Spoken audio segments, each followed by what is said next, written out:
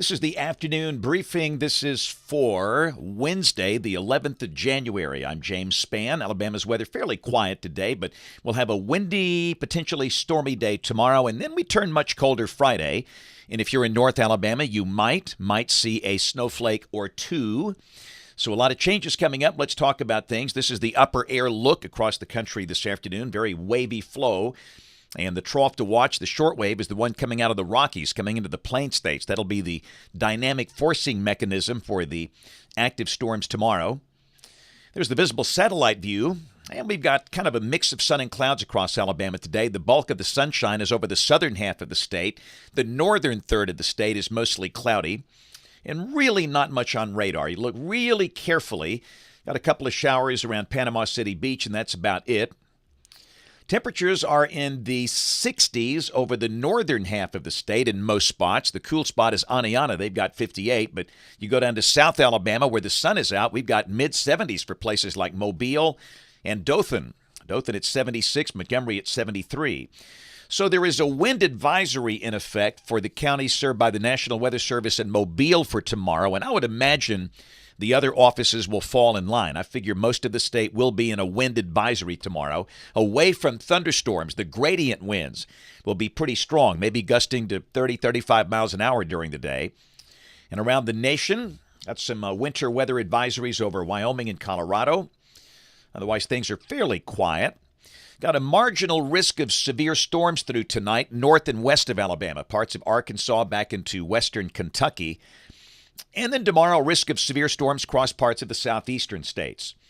And all of Alabama is either in a level 1 or level 2 threat tomorrow. This is the probabilistic outlook for tornadoes and just a very, very low-end tornado threat. The main concern is going to be strong winds tomorrow.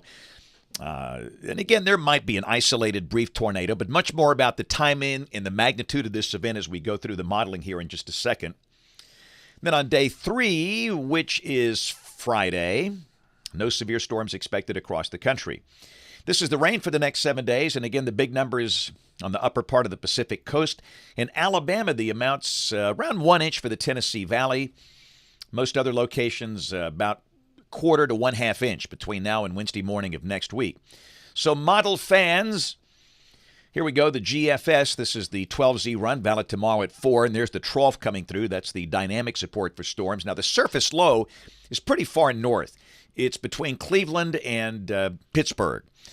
And, again, like we talk about, you'd rather see a surface low near St. Louis or northern Arkansas, Paducah, Kentucky, Evansville, someplace like that for a big tornado threat here.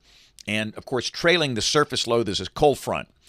And we expect a line of storms to form during the day. This is high-resolution modeling. This is the high-res NAM, North American Mesoscale model. This is valid at noon tomorrow. And you can see the line of storms coming into Tuscaloosa, Birmingham, and Gadsden, Interstate 59 at that point. The storm's already over for northwest Alabama. So let's check some of the severe weather parameters. This is CAPE, the instability. And those numbers are not overwhelming, but certainly sufficient for strong, maybe severe storms.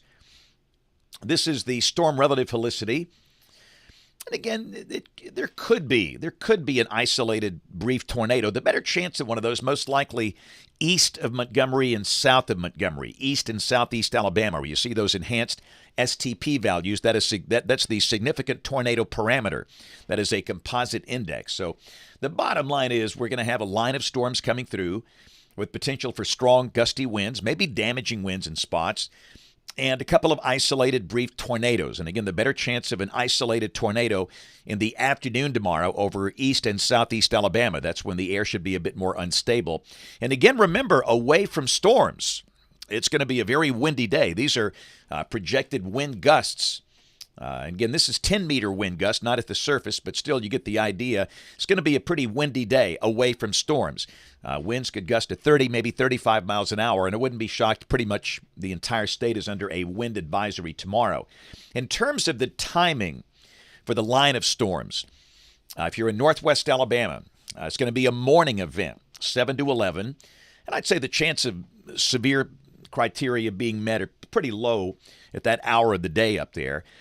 And then for the central part of the state, the window between 9 a.m. and 3 p.m. That would include Birmingham and Montgomery, Anniston, Gadsden, Demopolis. And then southeast Alabama, an afternoon event, the window there between 1 and 6 o'clock. And this is certainly not a major threat, but again, like we say here, one tree goes into one house in the whole state, and if that's your house, it's a big deal. So we'll all be weather aware. So Friday, we're going to turn much colder.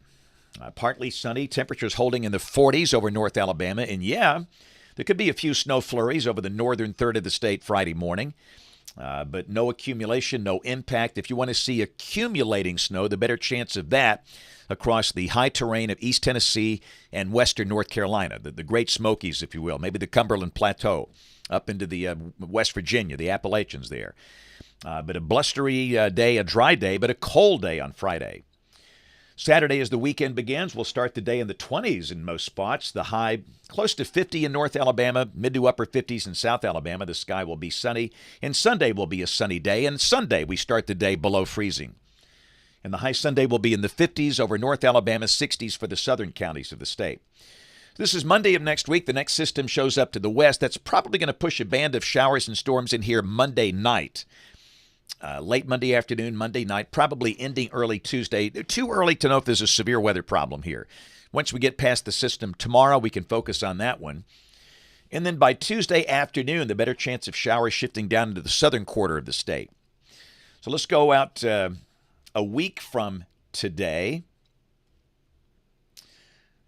This would be middle part of next week, and again, big trough back in the western states, and another system coming in, and we'll probably deal with that at some point later in the week. So probably multiple storm systems next week. Let's go out 10 days. This is Saturday the 21st, troughing off to the west, and again, that looks a little unsettled.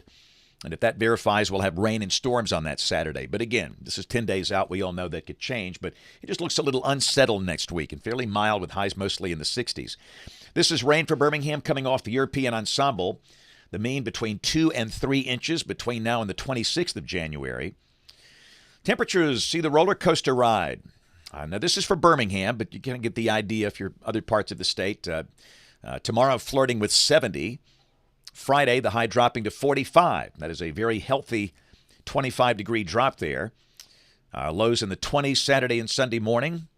The high Saturday, 49. The high Sunday, 57. But we bounce right back with upper 60s in here by Tuesday and Wednesday of next week. And hot off the presses. This is the brand new 8 to 14-day outlook. This is for the 19th through the 25th of January. And if this verifies, temperatures would be a little above average. Hey, let's roll that Pepsi Kid Cam. My buddies at West Elementary School in Cullman. Well, like a big crowd in the gym. That was great. We had the 6th grade and the 3rd grade in there today. And they were just absolutely outstanding. That's a great school. Good to see all the teachers, too. Great fun. And you know what? We had another really good-looking cake today. Woo, buddy. West is weathering through life with Spann. I like it. And also got some donuts and some Cullman Bearcat suspenders. I mean, it was awesome. But again, to all of the 6th graders and the 3rd graders, West Elementary School in Cullman, you guys were looking good today. Very attentive, very respectful. Just had a great crowd today.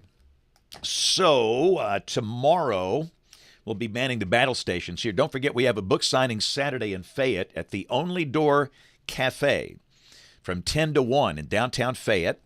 If you've never been to one of these things, they're great fun. You can get personally signed copies of Weathering Life, or All You Can Do Is Pray, and all the T-shirts and the hats and all the Weather Dweeb stuff will be there as well. And we take gobs of pictures and have a lot of laughs, had a lot of fun. So Fayette, 10 to 1 on Saturday. Hope to see you there. We have notes on the blog, alabamawx.com, and if you can, join us this evening across the hall here in Studio A, ABC 3340.